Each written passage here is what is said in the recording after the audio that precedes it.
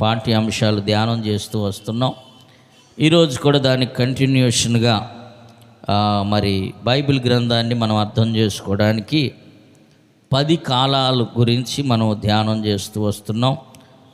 దేవదూతల కాలాన్ని, అజ్ఞాన కాలమును, అలాగే మనస్సాక్షి కాలము, గత వారం ధర్మశాస్త్ర కాలమును గురించి కూడా మనం ధ్యానం చేసాం. ధర్మశాస్త్ర కాలములో మరి మోషేని గురించి మనం ధ్యానం చేస్తూ వచ్చాం. ఈరోజు మరొక కాలము, ఈరోజు 5వ కాలంగా మనం ధ్యానం చేయబోతున్నాం. 5వ కాలం ఏంటంటే మధ్యకాలం, మధ్యకాల నియమము. ఈ కాలం పేరు మధ్యకాల నియమం. ఈ కాలము ఎప్పటి నుంచి ఎప్పటి వరకు జరిగిందంటే మరి బాప్టిజం ఇచ్చి యోహాను దగ్గర నుంచి నూతనంగా సంఘము ఏర్పాటు అవటం, అంటే ఆదిమ సంఘము ఏర్పాటు వరకు కూడా ఈ కాలాన్ని గుర్తిస్తారు. బాప్టిజం ఇచ్చి యోహాను దగ్గర నుంచి ఆదిమ సంఘం ఏర్పాటు అయిన దగ్గర వరకు కూడా ఈ కాలాన్ని గుర్తిస్తారు. ఈ కాలంలో జరిగింది మనము చూడవచ్చు. ఈ కాలంలోనే ప్రభు అయిన యేసుక్రీస్తు వారు మనుష్య కుమారునిగా ఈ భూమి మీదకి వచ్చి ఆయన కలువరి శిలువలో మనందరి కోసం ప్రాణత్యాగం చేసి సమాధి చేయబడి తిరిగి లేచి మరి ఆయన పునరుద్ధానుడిగా మరలా అందరినీ దర్శించిన కాలమే ఆ కాలం. అలాగే ఈ కాలంలోనే మనం చూసినట్లయితే పాత నిబంధన ధర్మశాస్త్రము, అలాగే క్రొత్త నిబంధన కూడా ఇవ్వబడింది ఈ కాలంలోనే. ఈ మధ్య కాలంలోనే క్రొత్త నిబంధన కూడా ఇవ్వబడింది. అలాగే ఈ కాలంలో సున్నతి అనే ఆచారానికి బదులుగా మారు మనస్సు అనే నిబంధన తెలియపరచబడింది. సున్నతి ఎందుకంటే ఆ ధర్మశాస్త్ర కాలంలో తప్పనిసరిగా అందరూ కూడా సున్నతి చేయించుకోవాలి దేవునికి ఇష్టలుగా ఉండాలంటే. కానీ క్రొత్త నిబంధనలోకి వచ్చేసరికి మారు మనసు రక్షణ అనుభవాల్లోనికి నడిపించడం జరిగింది. అలాగే మరి పాత నిబంధనను ఆధారం చేసుకొని పాత నిబంధనలో గంగాళములో యాజకులు తమ చేతులు గడుక్కుంటూ ఉండేవాళ్ళు. ఆ గంగాళానికి బదులుగా ఈ క్రొత్త నిబంధనలోకి ఏమొచ్చిందంటే బాప్టిజము, ముంచుట బాప్టిజం, తండ్రి కుమార పరిశుద్ధాత్మ నామంలో బాప్టిజం అనేది కూడా ఈ మధ్యకాల యుగంలోనే ప్రారంభించబడింది. అది యేసుక్రీస్తు ప్రభువారి ద్వారా. అలాగే మనం చూసినట్లయితే మరి యేసుక్రీస్తు ప్రభువారు పాత నిబంధనలు అయితే ప్రతి కుటుంబానికి ఒక బలి పశువుని వధిస్తూ ఉండేవారు వారి యొక్క ప్రాయశ్చిత్తం కొరకు. కానీ క్రొత్త నిబంధనలోకి వచ్చేసరికి యేసుక్రీస్తు వారే ఆయన ప్రాయశ్చిత్త బలి పశువుగా మనందరి కొరకు ఆయన వధించబడ్డాడు. ఇది ప్రాముఖ్యమైన కాలం. ఈ కాలంలోనే యేసు ప్రభు వారి గురించిన ఎక్కువ విషయాలు బయలుపడ్డాయి. అలాగే ఈ కాలంను ఎలా గుర్తించాలంటే 4 సువార్తల్ని మనము గుర్తించినప్పుడు ఈ కాలము 4 సువార్తలకు సంబంధించింది అన్నమాట. మధ్యకాలంగా మనం గుర్తించాలి. ఈరోజు మనం యేసుక్రీస్తు వారి గురించి కొన్ని విషయాలు, లోతైన సత్యాలు మనం ఈరోజు ధ్యానం చేయబోతున్నాం. చూడండి, ఒక చిన్న విషయాన్ని, ఒక వాక్యాన్ని చదువుకొని మనం వాక్యపు లోతుల్లోనికి మనం వెళ్దాం. లూకాసు సువార్త 19వ అధ్యాయము 3వ వచనాన్ని మనం చదువుదాం. యేసు ఎవరో అని చూడగోరెను కానీ. చాలు. ఈ మాటను మనం ఈరోజు ధ్యానం చేయబోతున్నాం. ఎందుకంటే మధ్యకాలానికి సంబంధించిన వ్యక్తి మన ప్రభు అయిన యేసుక్రీస్తు వారి గురించిన కొన్ని లోతైన విషయాలు మనము ధ్యానం చేయబోతున్నాం. ఇక్కడ చదువుకున్న లేఖన వాక్యాన్ని మరొకసారి చదివితే, యేసు ఎవరో అని చూడగోరెను కానీ. యేసు ఎవరు అనే ప్రశ్న మనందరికీ తెలిసి ఉండాలి. ఎవరైనా మనల్ని ఈ ప్రశ్న అడిగినప్పుడు యేసయ్య అంటే పలానా, యేసయ్య అంటే అది ఇది అని మనం షార్ట్కట్లో తప్పించుకునేటట్టుగా కాకుండా యేసు ప్రభువారు ఎవరు అనే విషయాలు మనం చక్కగా నేర్చుకొని యేసు ప్రభువారి గురించిన లోతైన విషయాలు అనేకులకు తెలియపరిచే వారంగా మనం ఉండాలనే ఉద్దేశంతోనే యేసు ఎవరు అనే విషయాలు ఈరోజు మనం ధ్యానం చేయబోతున్నాం. మీకు ఒక చిన్న ఉదాహరణ చెప్తాం మీకు అర్థం కావడానికి. ఒకసారి ఒక ప్రాంతంలో, అంటే నార్త్ ఇండియా ప్రాంతంలో వాళ్ళకి ఇలా బహిరంగంగా ఆరాధన చేసుకునే అవకాశాలు ఉండవు. వారికి చిన్న గదిలో ఒక 10 మంది 15 మందో 20 మందో కూర్చొని వాళ్ళు ప్రార్థన చేసుకొని సైలెంట్గా వాక్యం చదవడం కానీ, సైలెంటు పాటలు పాడటం కూడా నిశ్శబ్దంగా పాడుతారు మనసులో. అలాగే వాక్యం ధ్యానించడం కూడా చాలా సైలెంట్గా, ఎవరికి పక్కన వాళ్ళకి వినపడినా సరే కంప్లైంట్ ఇస్తారన్నమాట. అలాంటి పరిస్థితుల్లో ఒక గృహంలో ఆరాధన జరుగుతూ ఉంది. ఒక ఇంచుమించుగా ఒక 30 మంది వరకు అక్కడ గదిలో కూర్చొని ప్రార్థన చేసుకుంటున్నారు. ప్రార్థన చేసుకుంటున్న సమయంలో మరి సడన్గా ఒక 2 తుపాకీలు తీసుకొని నక్సలైట్ లాగా వచ్చారనమాట. ముసుగులు వేసేసుకున్నారు. వాళ్ళు 2 తుపాకీలు తీసుకొని వచ్చి 30 మందికి గురి చూపించారనమాట. మర్యాదగా మీరు ఇక్కడి నుంచి వెళ్ళిపోతూ మీ ప్రాణాలను దక్కించుకోవాలంటే మీరేం చేయాలంటే, యేసు ప్రభు దేవుడు కాదు, ఈ బైబిల్ మాకొద్దు అని చెప్పి కాలుతో తొక్కేసి బైబిల్ని, యేసు ప్రభు దేవుడు కాదని చెప్పి వెళ్ళిపోండి, మీ ప్రాణాలు మీరు దక్కించుకోవచ్చు. ఎవరైనా ఎదురు తిరిగి మేము అలా చెప్పం అన్నారా, మేము ఈ తుపాకీలతో మీ ప్రాణాలు తీసేస్తాం, మిమ్మల్ని కాల్చేస్తాం అని చెప్పినప్పుడు ఇంచుమించుగా 30 మంది ఉన్నారు కదా, 30 మందిలో ఒక 20 మంది పారిపోయారు. యేసు ప్రభు దేవుడు కాదు, మాకొద్దు అని బైబిల్ని కాళ్ళతో తొక్కేసేసి ఆ 20 మంది కూడా గదిలో నుంచి ప్రాణాలు దక్కించుకోవడానికి వెళ్ళిపోయారు. ఇక మిగిలిన వాళ్ళు ఒక 10 మంది మాత్రమే ఉన్నారు. ఈ 10 మంది మాత్రం గట్టిగా నిలబడ్డారన్నమాట. ఏమంటున్నారంటే, అయ్యా మేము చనిపోయినా పర్లేదు, మమ్మల్ని మీరు ఇక్కడ కాల్ చేసినా పర్లేదు, మేము దేవుని కోసం నిలబడాలని నిశ్చయించుకున్నాం. ఆయన మా కోసం సర్వలోకాన్ని విడిచిపెట్టి, పరిశుద్ధమైన ఆ పరలోకాన్ని విడిచిపెట్టి భూలోకానికి మానవుడిగా వచ్చి మా అందరి కోసం బలి పశువుగా వధించబడితే మేము ఆయన కొరకు ఏ ప్రాణత్యాగం చేయలేమా ఏంటి? ఈ చిన్న ప్రాణాన్ని ఆయన కొరకు అర్పించేస్తాం, అయితే మమ్మల్ని కాల్చేయండి, ఇబ్బంది ఏం లేదు అని చెప్పేసి ఆ 10 మంది గట్టిగా నిలబడ్డారంట. నిలబడ్డప్పుడు ఆ తుపాకీలు తెచ్చిన 2 కూడా ముసుగులు తీసి, అమ్మా మీరేం భయపడద్దు, మేము నక్సలైట్లం కాదు, నేను పాస్టర్నే అన్నారంట. Praise Lord. మేము కూడా పాస్టర్ గారులవే, అసలు ఎంతమంది నిజమైన క్రైస్తవులు ఉన్నారో తెలుసుకుందామని ఈ ప్రయత్నం చేశాం. ఇప్పుడు మనం ఇట్లా ఆరాధిస్తూ ఉన్నాం. అలాగే 2 ఎవరైనా తుపాకీలు తీసుకొని వచ్చి ఎంతమంది చచ్చిపోతారు ఆయన కోసం అని అంటే ఎంతమంది ఉంటారు, ఎంతమంది వెళ్ళిపోతారు? ఉండేవాళ్ళు చేతులు ఎత్తండి. నిజంగా చనిపోవటానికి ప్రభు కొరకు అంటే కదమ వాళ్ళందరూ వెళ్ళిపోతారు ఇక, అంతేగా? Praise Lord. ఆ 10 మంది నిజమైన క్రైస్తవులు, అంటే యేసు ప్రభు వారి గురించి రుచి చూసిన వారు, ఆయన గురించి సంపూర్ణంగా తెలుసుకున్నవారు, నిజంగా ఆయన అంటే ఏంటో ఆయన విలువ తెలుసుకున్నవారు ఆ 10 మంది. ఆ వెళ్ళిపోయిన వాళ్ళందరూ ఎలాంటి వాళ్ళంటే పైన భక్తి, నామకార్థ భక్తి, ఏదో వచ్చాము వెళ్ళాము ఆరాధించాం అంత మాత్రమే, కానీ వారికి లోతైన విషయాలు వారు తెలుసుకోలేరు. వాక్యంలోని లోతైన మర్మాలు తెలుసుకోలేని భక్తి అన్నమాట. ఆచారంగా కొంతమంది వస్తూ ఉంటారు, వెళ్తూ ఉంటారు, ఆచార క్రైస్తవులుగా ఉంటారు. అలాంటి వారు నిలబడలేరు శ్రమలు వచ్చినప్పుడు.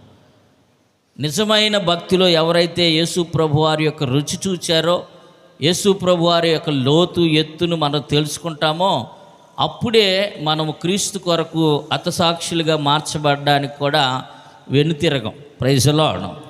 అది యేసు ప్రభు వారు ఎవరో మనం లోతైన సత్యాలు తెలుసుకుంటే కానీ అప్పుడు మనం యేసు ప్రభు వారిని సంపూర్ణంగా ప్రకటించడానికి కానీ, యేసు ప్రభు వారి కోసం హతసాక్షిగా మార్చబడడానికి కానీ అవకాశాలు ఉంటాయి. ఇదే ప్రశ్న జక్కయ్యకు కూడా కలిగిందనమాట. అసలు యేసు ఎవరో చూడగోరేను. ఈరోజు యేసు ఎవరు అంటే కొన్ని ప్రశ్నలకు సమాధానాలు లేని వాళ్ళు చెప్పాలని ఇష్టపడుతున్నాను. ఒక 7 జవాబులు, యేసు ఎవరు అంటే 7 జవాబులు మీకు చెప్తా. రాసుకునే వాళ్ళు ఎవరైనా ఉంటే రాసుకోవచ్చు. చూడండి, మొదటి జవాబు, యేసు ఎవరు అంటే యేసు ప్రభువారు ఒక దేవుడు, యేసయ్యే దేవుడు. అనటానికి మంచి నిదర్శనం యోహాను సువార్త 1వ అధ్యాయము మొదటి 3 వచనాలు కూడా మనం ఆది యందు వాక్యం ఉండెను, వాక్యము దేవుని యొద్ద ఉండెను, వాక్యమే దేవుడయ్యుండెను, ఆయన ఆది యందు దేవుని యొద్ద ఉండెను, సమస్తమును ఆయన మూలముగా కలిగెను, కలిగి ఉన్నది ఏదియు ఆయన లేకుండా కలగలేదు. ఆయనలో జీవముండెను, ఆ జీవము మనుషులకు వెలుగయ్యుండెను. ఆ వెలుగు చీకటిలో ప్రకాశించున్నది కానీ చీకటి దాన్ని గ్రహింపకుండెను. చూడండి, యేసు ప్రభువారు దేవుడు అనటానికి ఒక చక్కని రుజువుగా ఇక్కడ వాక్యం సెలవిస్తుంది. ఆది యందు వాక్యం ఉండెను, ఆ వాక్యమే దేవుడై ఉన్నాడు. ఆ వాక్యమే ఇదిగో దేవుని యొద్ద ఉండెను, ఆ వాక్యమే, ఆ వాక్యం మూలంగానే ఇదంతా సమస్తము కూడా కలిగేను. కలిగి ఉన్నది ఏదియు ఆయన లేకుండా కలగలేదు. ఆయనలో జీవం ఉన్నది. ఆయనే మానవ రూపిగా 10వ వచనానికి వచ్చేసరికి ఆయనే కృపాసత్య సంపూర్ణుడిగా ఈ లోకమునకు చదువుదాం ఆ మాట 14వ వచనం. ఆ వాక్యమే శరీరధారి అయి కృపాసత్య సంపూర్ణుడిగా మన మధ్యలో నివసించెను. తండ్రి వలన కలిగిన అద్వితీయ కుమారుని మహిమ వలె మనం ఆయన మహిమ కనుగొంటిమి. ఆయన ఎలా వచ్చాడు ఈ భూమి మీద కంటే కృపా సత్య సంపూర్ణుడిగా. ఆయన సంపూర్ణమైన దేవుడు. ఆయన అర్ధదేవుడు కాదు, పావు దేవుడు కాదు. ఆయన సంపూర్ణమైన దేవుడు. Praise the Lord. ఆయన ఇప్పుడున్న దేవుడు కాదు, ఈ మధ్య కాలంలో వెలిసిన ఆయన కాదు. ఎందుకంటే నేను అక్కడక్కడ చూస్తూ ఉంటాం, మనం ఆ రాత్రికి రాత్రి వెలుస్తూ ఉంటారు కొంతమంది. తెల్లారిపాటికి గుడి కట్టేస్తారు, ఆ తెల్లారిపాటికి టైల్స్ అంటించేస్తారు. ఎందుకంటే ఈ గుణదలు వెళ్ళే దారిలో నేను ఆ వంతుని మీద చూశాను. నిన్న వెళ్ళినప్పుడేమో ఏమీ లేవు, తెల్లారిపాటికి ఏదో ఒక విగ్రహం పెట్టేశారు, దానికి దిమ్మ కట్టేశారు, టైల్స్ అంటించేశారు, గుడి కట్టేశారు అక్కడ. అంటే అర్ధరాత్రి వెలిసే దేవుడు కాదు, లేకపోతే మిట్ట మధ్యాహ్నం వెలిసే దేవుడు కాదు. ఆయన సృష్టి ప్రారంభంలోనే, ఆదిలోనే ఆయన ఉన్నాడు. Praise the Lord. ఆదిలో ఆయన లేకుండా ఏదీ లేదు. ఆదిలోనే ఉన్న దేవుడు ఆ వాక్యముగా ఉన్నాడు. ఆయన వాక్కుగా ఉన్నాడు. ఆ వాక్యము దేవుని యొద్ద ఉండెను, ఆ వాక్యమే కృపా సత్య సంపూర్ణుడిగా మన మధ్యలోకి ఈ భూమి మీదకి వచ్చాడు. అందుకనే యేసు ప్రభువారు ఎవరు అని మిమ్మల్ని ప్రశ్న వేసినప్పుడు మీరు చెప్పాల్సిన జవాబు ఏంటంటే ఆయన దేవుడయ్యా. ఆయన ఆది యందే ఉన్నాడు వాక్యములాగా. ఆ వాక్యము దేవుడై ఉన్నాడు. ఆయన లేకుండా ఏదీ కలగలేదు. ఆయన కృపాసత్య సంపూర్ణుడిగా ఈ భూమి మీదకి 2025 సంవత్సరాల క్రితం మనందరి కొరకు మానవాళిగా భూమి మీదకి దిగి వచ్చాడు అనే జవాబును మనం చెప్పగలగాలి. ఇది మొదటి ప్రశ్నకి జవాబు. యేసు ఎవరు అనటానికి యేసు ప్రభువారు దేవుడు అని మనం గట్టిగా బల్లగుద్ది చెప్పవచ్చు. ఇంకొక ఉదాహరణ కూడా మీకు జ్ఞాపకం చేస్తాను. చూడండి, ఫిలిప్పీలకు రాసిన పత్రిక 2వ అధ్యాయము 11వ వచనంలో వాక్యం సెలవిస్తూ ఉంది, ప్రతి ఒక్కరు కూడా ప్రతివాని నాలుకయు తండ్రి అయిన దేవుని మహిమార్థమై యేసు క్రీస్తు ప్రభు అని ఒప్పుకున్నట్లును దేవుడు ఆయనను అధికముగా హెచ్చించెను. Praise the Lord. ప్రతి వాని నాలుక యేసు క్రీస్తు ప్రభు అని ఒప్పుకోవాలంట. ప్రతి వాని నాలుక కూడా, అది సృష్టిలో ఉన్న ప్రతి ఒక్కళ్ళు కూడా ఒప్పుకోవాల్సింది ఏంటంటే యేసుక్రీస్తు వారే దేవుడు, యేసుక్రీస్తు వారే ప్రభువు అని ప్రతి ఒక్క నాలుక కూడా యేసుక్రీస్తు ప్రభు అని ఒప్పుకొందురుగాక. ఆమేన్. ఆయన దేవుడు అనటానికి ఇంకా ఎన్నో రుజువులు ఉన్నాయి. కాబట్టి ఆయన యేసు ఎవరు అని ఎవరైనా మనల్ని ప్రశ్నించినప్పుడు మనం చెప్పాల్సింది యేసు దేవుడు. మరి యేసు దేవుడు కదా, యేసు ప్రభువారి గురించి ఇంకొక జవాబును కూడా మీకు చెప్తాను. యేసు ప్రభువారు ఎలా జన్మించాడు అనటానికి ఒక ప్రశ్నలు లేవనెత్తారు కొంతమంది. ఇలాంటి వితండవాదాలు జరుగుతూ ఉన్నాయి నేటి సమాజంలో. రకరకాలైనటువంటి వితండవాదాలు జరుగుతున్న సమాజంలో మనం ఉన్నాం.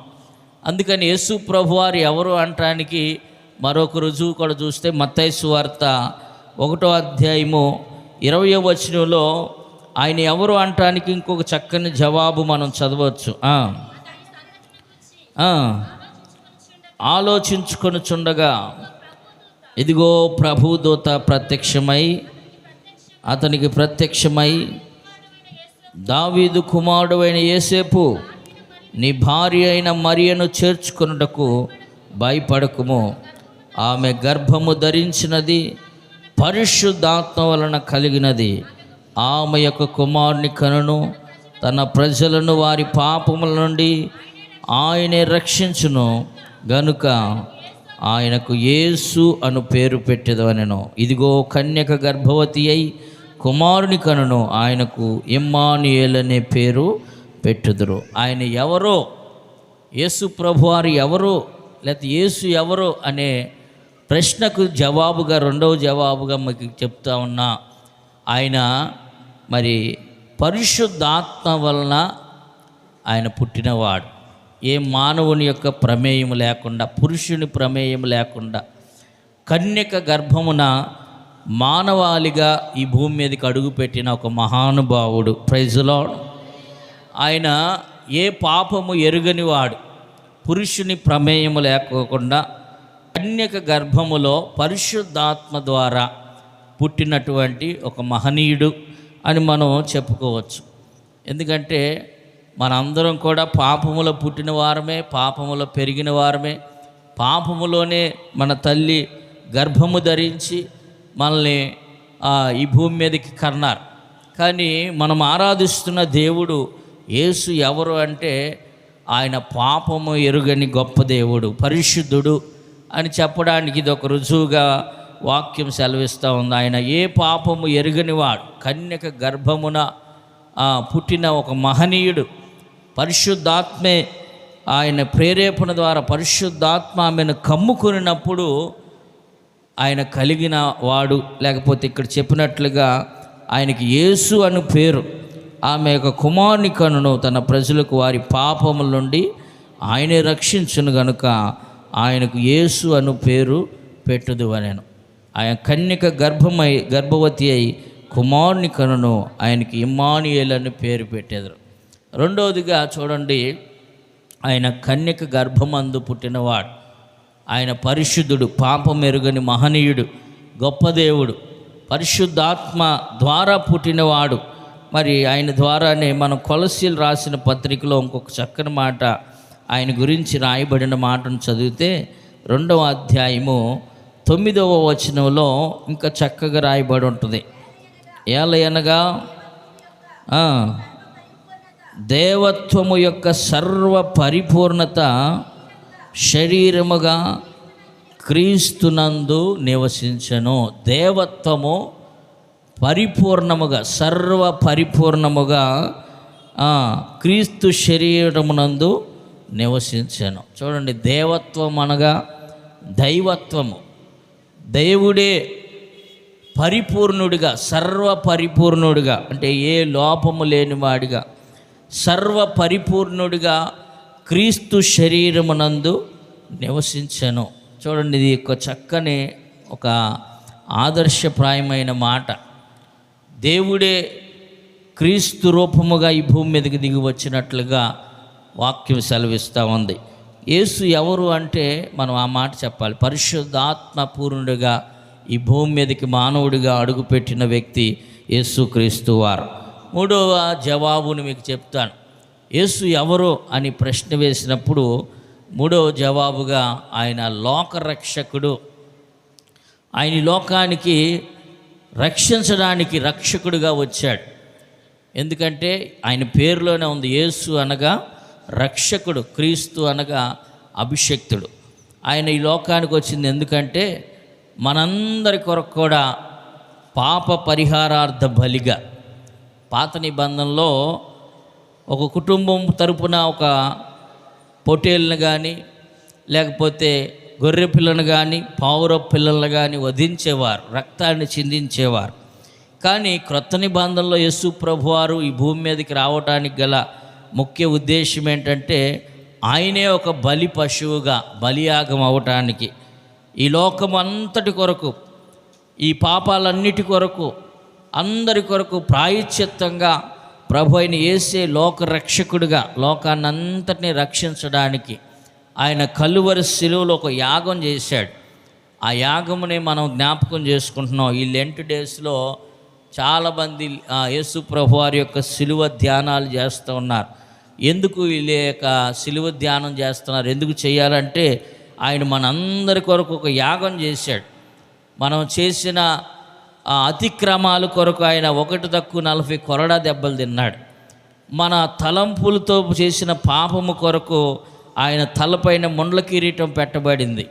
ఆయన మనం చేతులతో చేసిన పాపముల కొరకు ఆయన చేతుల్లో మేకులు కొట్టారు. ఆయన మన ప్రక్కలో చేసిన పాపము కొరకు ఆయన ప్రక్కలో బల్లెముతో పొడిచారు. ఆయన మనందరి కొరకు రక్తాన్ని, ఆ విలువైన పవిత్రమైనటువంటి రక్తాన్ని చిందించాడు అనటంలో ఏమాత్రం కూడా మనం నిరుత్సాహపడవలసిన అవసరం, సందేహపడాల్సిన అవసరం లేదు. Praise the lord.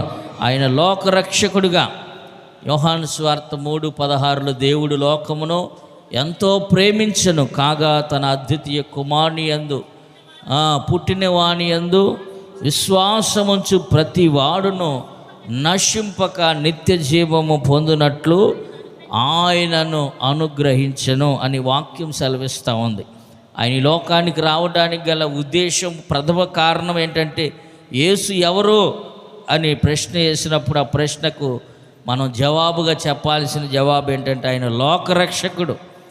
ఈ మానవ పాపాలన్నిటిని కూడా తుడిచివేయడానికి, ఈ మానవుల పక్షాన బలి పశువుగా వధించబడడానికి ఆయన లోకరక్షకుడిగా ఈ భూమి మీదకి అవతరించాడు. ఆయనే మెస్సయ్యని కనుగొన్నామని తన శిష్యుల్లో కొందరు చెప్తా ఉన్నారు. ఆంద్రేయ, సీమోను వీరందరూ కూడా యోహాను సువార్త 1:41 అనుకుంటా అక్కడ యేసు ప్రభు వారిని చూసి వాళ్ళు అనుకుంటున్నారు, ఆ పై వచ్చినాను చదువుతాం. ఇతడు మొదట మేము మెస్సయ్యను కనుగొంటిమి అని అతనితో చెప్పి యేసునొద్దకు అతన్ని తోడుకొని వచ్చాను. Praise the Lord. వారు ఎవరిని కనుగొన్నారంటే మెస్సయ్య అనగా రక్షకుడు, అభిషక్తుడు అని అర్థం. అభిషక్తుడు, ఆయన ప్రభావము కలిగిన దేవుడు, మహత్యము కలిగిన దేవుడు, గొప్ప దేవుడు, ఆయన లోకరక్షకుడు. ఆయన లోకరక్షకుడిగా ఈ లోకానికి, మన మధ్యలోకి, మనందరి కొరకు ఆయన వచ్చాడు. యేసు నామము గొప్ప నామం. ఆయన నామంలోనే శక్తి ఉంది, ఆయన నామములోనే ప్రభావం ఉన్నది, ఆయన నామములోనే గొప్ప విడుదల ఉంది. ఇలా చెప్తూ వెళ్తే చాలా విషయాలు మనకి బైబిల్ గ్రంథంలో నుంచి మనం నేర్చుకోవచ్చు. యేసు ఎవరు అంటే లోకరక్షకుడు. 4వదిగా యేసు ఎవరు అంటే ఆయనకున్న మరొక విశిష్టత ఏంటంటే ఆయన అద్భుతాలు చేసే దేవుడు. Praise the Lord. ప్రతి ఒక్కరి జీవితంలో ఆయన అద్భుతాలు చేసే దేవుడు. ఆయన ఈ లోకంలోకి వచ్చిన తర్వాత ఆయన అనేక మంది రోగుల్ని బాగు చేశాడు, అనేక మంది దయ్యాలు పట్టిన వాళ్ళని బాగు చేశాడు. ఎంతోమంది దయ్యాలు పట్టి విలవిల్లాడిపోతున్నప్పుడు ఆ దయ్యాల నుంచి విడిపించాడు. రోగులుగా ఉన్నప్పుడు పక్షవాయువు గలవాడిని బాగు చేశాడు. ఇదిగో జలధర రోగంతో బాధపడుతున్న వారిని బాగు చేశాడు, గురుడ్డి వారిని బాగు చేశాడు, కుంటివాడిని, ఓత్సేయగలవాడిని.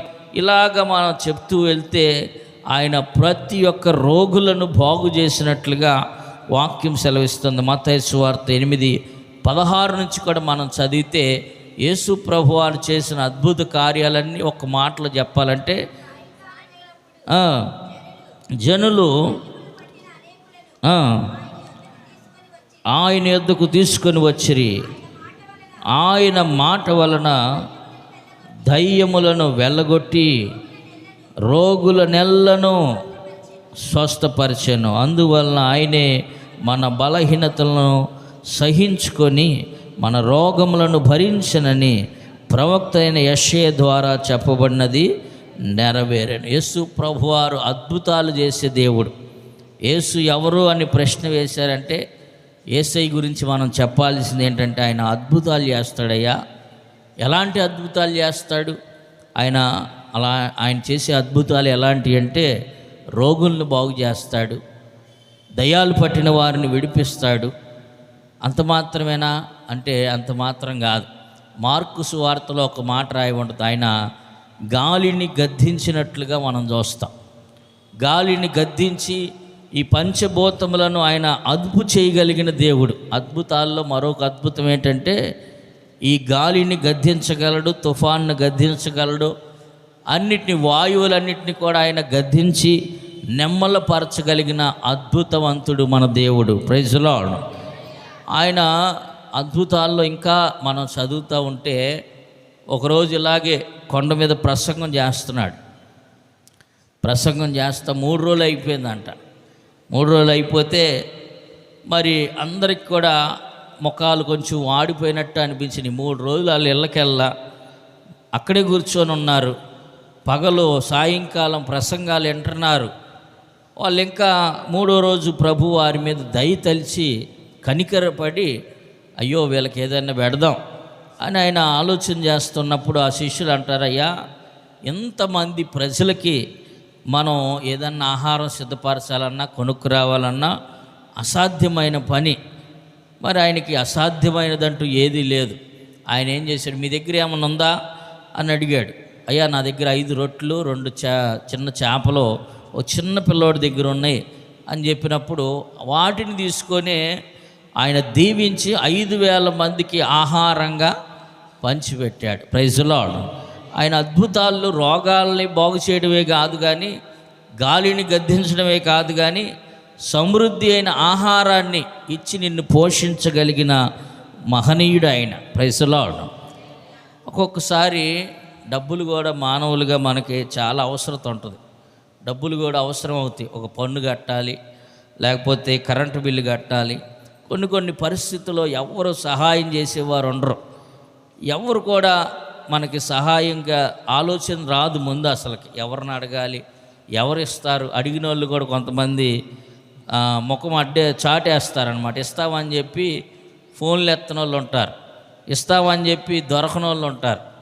అలాంటి సమయాల్లో కూడా దేవుడు సహాయం చేసే దేవుడు. ఎందుకంటే యేసు ప్రభు వారికి కూడా ఒకసారి పన్ను కట్టాల్సిన పరిస్థితి వచ్చింది, టైం వచ్చింది.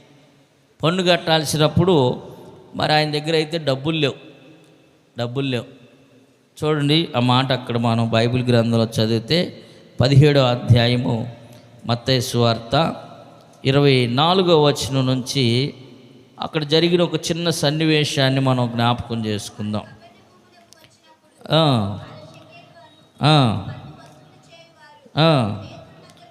పేతురునొద్దకు వచ్చి మీ బోధకుడు అడుగగా చెల్లించిన నేను మాటలాడక మునిపి యేసు ఆ సంగతి ఎత్తి, సీమోనా నీకేమి తోచున్నది? భూరాజులు సుంకము పనులను ఎవరి యొద్దలు వసూలు చేయుదురు? కుమారుల యొద్దనా అన్యుల యొద్దనా అని అడిగాను. అతడు అన్యుల యొద్దనే అని చెప్పగా, యేసు అలాగైతే కుమారులు స్వతంత్రులైనను మనము వారికి అభ్యంతరము కలుగుకుండునట్లు నీవు సముద్రమునకు పోయి గాలం వేసి మొదట పైకి వచ్చు చేపను పట్టుకొని దాని నోరు తెరచిన ఎడల ఒక షెకేలు దొరుకును, దాన్ని తీసుకొని నా కొరకు నీ కొరకును వారికి ఇమ్మని అతనితో చెప్పాను. ఆయన అద్భుతాల్లో ఒక అద్భుతం ఏంటంటే వారి దగ్గర డబ్బుల్లో పన్ను కట్టడానికి. యేసు ప్రభువారు పన్ను కట్టాలి. పేతురుని పిలిచి అంటున్నాడు, నువ్వు సముద్రానికి వెళ్ళి వలవేయ్యా, గాలమై మొదటిగా నీకు చేప పడిద్ది. ఆ చేపను నోరుదేరు, దాంట్లో నువ్వు కట్టాల్సిన షెకేలు ఉంటుంది, పన్ను కట్టాల్సిన డబ్బులు. చూడండి దేవుని అద్భుత కార్యాలు అలాగుంటాయి అన్నమాట. Praise Lord. మనకు కూడా అవసరత వచ్చినప్పుడు మనం ప్రార్థన చేసినప్పుడు దేవుడు అనుకోకుండా ఎవరినో పంపిస్తాడు. వాటిని ఎవరినో సిద్ధపరిచే ఉంటాడు ముందుగానే. ఇదిగో పలానా వాళ్ళు అవసరతలో ఉన్నారు, నువ్వు వెళ్ళి ఈ డబ్బులు వాళ్ళకి ఇచ్చిరా, నువ్వు వెళ్ళి ఈ ఆహారం వాళ్ళకి ఇచ్చిరా. అలాంటి అద్భుత కార్యాలు చేసే దేవుడు మనం ఆరాధిస్తున్న నజరేయుడైన యేసు. Praise lord. యేసు ఎవరు అంటే ఎన్ని జవాబులు ఉన్నాయంటే, యేసు దేవుడు, యేసు కన్యక గర్భంలో పుట్టిన ఒక మహనీయుడు, యేసు లోకరక్షకుడు. యేసు ఎవరంటే ఆయన అద్భుతాలు చేసే దేవుడు, రోగులను బాగు చేయగలడు, అలాగే ఆహారమును ఇవ్వగలడు, పోషించగలడు, కావలసిన ధనము అప్పుడప్పుడు అవసరతను బట్టి దేవుడు మనకి సమకూర్చగలిగిన అద్భుతాలు చేసే దేవుడు, వాతావరణాన్ని నెమ్మలపరచగలడు. ఇంకొక జవాబుని చెప్తాం మీకు. యేసు ఎవరు అంటే ఆయన జీవితాల్ని మార్చే దేవుడు. Praise lord. యేసు ఎవరంటే జీవితాల్ని మార్చే దేవుడు. ఇక్కడ ఉన్న వారిలో ఎవరినైనా నిలబెట్టి అడిగితే నువ్వు ఎలాగ రక్షణ పొందావు, నీ సాక్ష్యం ఏంటి అని అడిగితే ఒక్కొక్కరు ఒక్కొక్క అద్భుతమైన సాక్ష్యం చెప్తారు. నేను ఒకప్పుడు మంచి గజ దొంగనండి, ఒకప్పుడు నేను ఇలాంటి భయంకరంగా ఉండేవాడిని, ఒకప్పుడు నేను ఇలాగ తిరిగేవాడిని, ఒకప్పుడు ఇలా చేసేవాడిని అని ఒక్కొక్కరికి ఒక్కొక్క అద్భుతమైన సాక్ష్యం ఉంటుంది. మరి ఎలా మార్చబడ్డారు అంటే, ప్రభు నన్ను దర్శించాడు, ప్రభు నాతో మాట్లాడాడు, ప్రభు నన్ను ఇదిగో పిలుచుకున్నాడు అని మనం ఒక్కొక్క మంచి సాక్ష్యాన్ని చెప్తూ ఉంటాం. ప్రతి ఒక్కరికి కూడా ఒక మంచి సాక్ష్యం ఉంటుంది. అందరూ కూడా ఏదో నామకార్థంగా వచ్చిన వాళ్ళు కాదు, అద్భుతం దేవుడు వారి జీవితాలని మార్చే ఇక్కడికి తీసుకొచ్చాడు. ఈరోజు మనం ధ్యానం చేస్తూ ఉన్నాం. యేసు ఎవరు అంటే ఆయన జీవితాల్ని మార్చే దేవుడు. ఎందుకంటే మగ్దలేని మరియా అనే ఒక స్త్రీ ఉంది. ఆమె గురించి బైబిల్లో చెప్పబడిన మాట ఏంటంటే, ఆమె ఒకప్పుడు ఎలా ఉండేది అంటే 7 దయ్యాలు బట్టి ఆమెను విలవిల్ల ఆడిస్తూ ఉండేయంట. భయంకరంగా 7 దయ్యాలు బట్టి ఉండేవి ఒక ఆవిడికి. యేసు ప్రభువారు ఆమెను దర్శించినప్పుడు ఆమె దగ్గర నుంచి, ఆమెలో నుంచి 7 దయ్యాలు కూడా వెళ్ళిపోయినాయి. ఈ మాట మీకు బైబిల్ గ్రంథంలో లూకాసు వార్త 8వ అధ్యాయము మొదటి 2 వచనాల్లో మనకు అక్కడ కనిపిస్తుంది. చదవండి ఒక్కసారి. లూకాసు వార్త ప్రకటించుచు ప్రతి గ్రామములోనూ సంచారము చేయుచుండగా అపవిత్రాత్మలను, వ్యాధులను పోగొట్టబడిన కొందరు స్త్రీలను, అనగా 7 దయ్యములు వదిలిపోయిన మగ్దలేన అనబడిన మరియయు, హేరోదు యొక్క గృహ నిర్వాహకుడగు కూజా భార్యయగు యోహన్నాయు, సుసన్నాయు ఆయనతో కూడా ఉండిరి.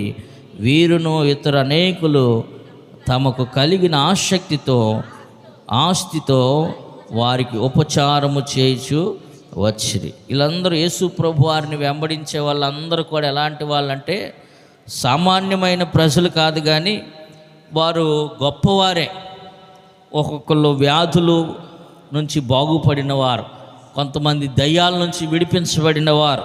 ఇక్కడ కొంతమంది చూస్తే మరి హేరోదు కుటుంబంలో గృహ నిర్వాహకుడుగా పనిచేస్తున్నటువంటి కూజా భార్య, అంటే ఒక మంచి ఎంప్లాయీలు కూడా ప్రభువుని వెంబడిస్తూ ఉన్నారు.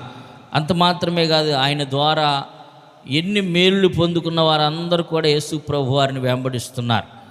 ఎందుకంటే యేసు ప్రభు వారు ఎలాంటి దేవుడు అంటే ఆయన జీవితాల్ని మార్చే దేవుడు. Praise lord.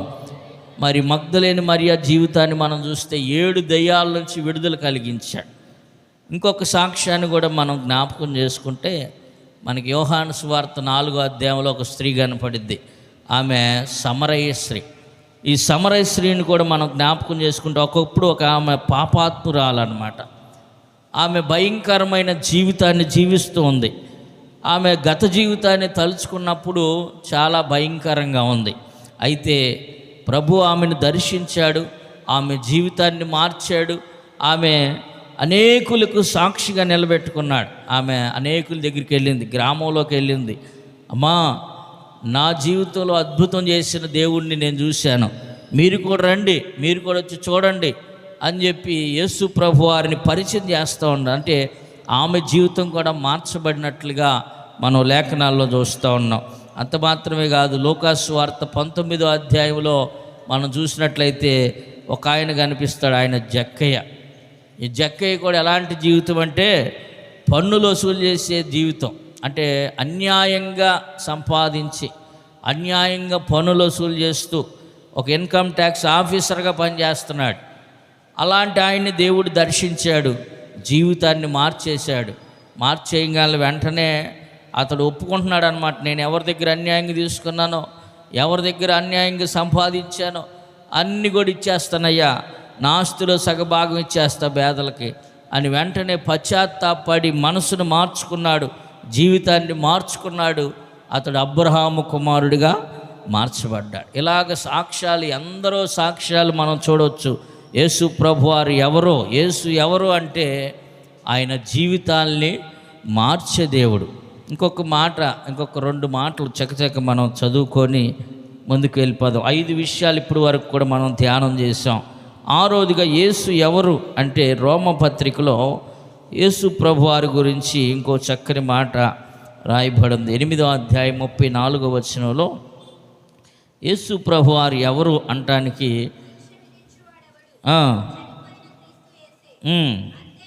అంతేకాదు, మృతులలో నుండి లేచిన వాడును, దేవుని కుడి పార్శ్వమున ఉన్నవాడును, మన కొరకు విజ్ఞాపన చేయువాడును ఆయనే. Praise the lord. యేసు ఎవరు అనే ప్రశ్నకి ఈరోజు జవాబులు మనం ధ్యానం చేస్తూ ఉన్నాం. యేసు ఎవరంటే ఆయన దేవుడు. యేసు ఎవరంటే కన్యక గర్భము ద్వారా మానవుడిగా వచ్చినవాడు. యేసు ఎవరంటే లోకరక్షకుడు. యేసు ఎవరంటే అద్భుతాలు చేసే దేవుడు. యేసు ఎవరంటే జీవితాల్ని మార్చే దేవుడు. యేసు ఎవరంటే మరణమును జయించిన దేవుడు. Praise the lord. 6వదిగా ఈ లోకంలో ఎంతోమంది రాజులు అన్నబడ్డవారు, దేవుళ్ళు అన్నబడ్డవారు, రకరకాల గొప్పవారు, ఐశ్వర్యవంతులు చనిపోయారు. ఎవరు కూడా సమాధి జయించి బ్రతికిన వారు ఎవరు కూడా లేరు. అందరూ సమాధుల్లోనే ఉండిపోయారు. ఆ సమాధులు అలాగే ఉండిపోయాయి. కానీ ఒక సమాధి మాత్రమే తెరవబడింది. ఆ సమాధి ఎవరిదంటే మనం ఆరాధిస్తున్న దేవుడు నజరేయుడైన యేసు. ఆ సమాధిలో నుంచి ఆయన మృత్యుంజయుడిగా 3వ రోజునే ఆయన లేచాడు. ఆయన లేచాడు, అందరికీ కనపడ్డాడు, అందరితో మాట్లాడాడు. ఇంచుమించుగా 50 దినాల పాటు ఆయన అందరితో కలిసి ఆయన సంచరించి 50వ దినాన ఆయన పరమండలానికి తండ్రి కుడి పార్శ్వం యొద్దకు ఆయన కొనుపోబడ్డాడు. ఆయన అక్కడికి వెళ్ళి ఏం చేస్తున్నాడు? తండ్రి కుడి పార్శ్వం నుండి మన కొరకు ఆయన ఏం చేస్తున్నాడంట? విజ్ఞాపన చేస్తున్నాడు. మన కొరకు గోజాడుతున్నాడు, మన కొరకు ప్రార్థన చేస్తున్నాడు, మన కొరకు కనిపెడుతూ ఉన్నాడు. Praise the Lord. ఆయన మృత్యుంజయుడు. యేసు ఎవరంటే ఆయన మృత్యుంజయుడు. ఆయన మన కొరకు తండ్రి కుడి పార్శ్వమున కూర్చొని ఆయన విజ్ఞాపన చేస్తున్న దేవుడు. ఆఖరికి ఒక్క మాటను మీకు జ్ఞాపకం చేస్తాను. మత్తయి సువార్త 25వ అధ్యాయం 31 నుంచి చదవద్దు, కానీ అక్కడ ఒక సన్నివేశం మనం చదువుతాం. అక్కడ గొర్రెల్లో నుంచి మేకలను విభాగిస్తున్నట్లుగా, ఆయన సింహాసనం మీద కూర్చున్నట్లుగా మన వాక్యాన్ని చదువుతాం. అంటే మనం అర్థం చేసుకోవాలి, యేసు ఎవరు అంటే యేసు ప్రభువారు ఆయన తీర్పు తీర్చే దేవుడు. Praise the Lord. ఆయన తీర్పు తీర్చే అధికారం ఆయనకే ఇవ్వబడింది. ఆయన తీర్పు తీర్చడానికి సమర్థుడైన దేవుడు. ఆయన తీర్పు దినాన గొర్రెల్లో నుంచి మేకలను విభాగిస్తాడు. గొర్రెలు దేవుని రాజ్యాన్ని స్వతంత్రించుకుంటాయి, మేకలైతే ఆ మండుచున్న అగ్నిగుండాన్ని స్వతంత్రించుకుంటాయి. ఒకరోజు తీర్పు దినం రాబోతుంది. ఆ తీర్పు దినములో యేసు ప్రభువారి ఆయన ధవలమైన సింహాసనం మీద కూర్చొని ఆయన అందరికి కూడా, ఈ సమస్త మానవాళికి అందరికి కూడా ఆయన తీర్పు తీర్చబోతున్నాడు. మరి ఎలాంటి పరిస్థితుల్లో మనం ఉండం? చల్లగానైనా ఉండాలంట, లేకపోతే వెచ్చగానైనా ఉండాలి. నులివెచ్చని జీవితం జీవిస్తూ ఉంటే వారందరికి కూడా తీర్పు తీర్చబడుతుంది. మరి వాని క్రియలు చొప్పున దేవుడు ఒకరోజు ప్రతిఫలాన్ని ఇవ్వబోతున్నాడు. కాబట్టి ఈరోజు యేసు ఎవరు అనే మాట, కొన్ని విషయాలు మనం ధ్యానం చేస్తూ వచ్చాం. ఈరోజు ఆఖరికి ఒక్క మాట మీకు జ్ఞాపకం చేస్తాను ముగింపుగా. యోహాను సువార్త 6వ అధ్యాయం 33వ వచనంలో యేసు ప్రభువారి దగ్గరికి ఎవరిని ఆహ్వానిస్తాడు, ఆయన ఎవరిని చేర్చుకుంటాడో ఒక జవాబు అక్కడ ఉంది. పరలోకము నుంచి దిగివచ్చి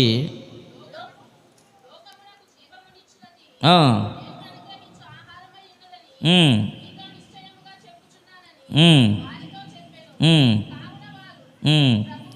మా 6వ అధ్యాయము 37 చదువుతున్నారా? తండ్రి నాకు అనుగ్రహించిన వారందరూ నా యొద్దకు వత్తురు, నా యొద్దకు వచ్చు వానిని నేను ఎంత మాత్రము కూడా బయటికి త్రోసివేయను. ఆయన యొద్దకు వచ్చిన వారిని ఎవ్వరిని కూడా ఎంత మాత్రము కూడా ఆయన త్రోసివేసే దేవుడు కాదు. అందరిని కూడా ఆయన హక్కున చేర్చుకునే దేవుడు, చేరదీసే దేవుడు, ప్రేమించే దేవుడు, కనికరించే దేవుడు ఆయనే మన నజరేయుడైన యేసు. ఈరోజు యేసు ఎవరు అనడానికి 7 సరి అయిన జవాబులు మనం ధ్యానం చేస్తూ వచ్చాం. ఆయన్నే మనం ఆరాధిద్దాం. ఇట్టి మాటలు దేవుడు దీవించి మన వెనుకల్లో ఫలింప చేయునుగాక. ఆమేన్, ఆమేన్. అందరం లేచి నిలబడదాం. అందరం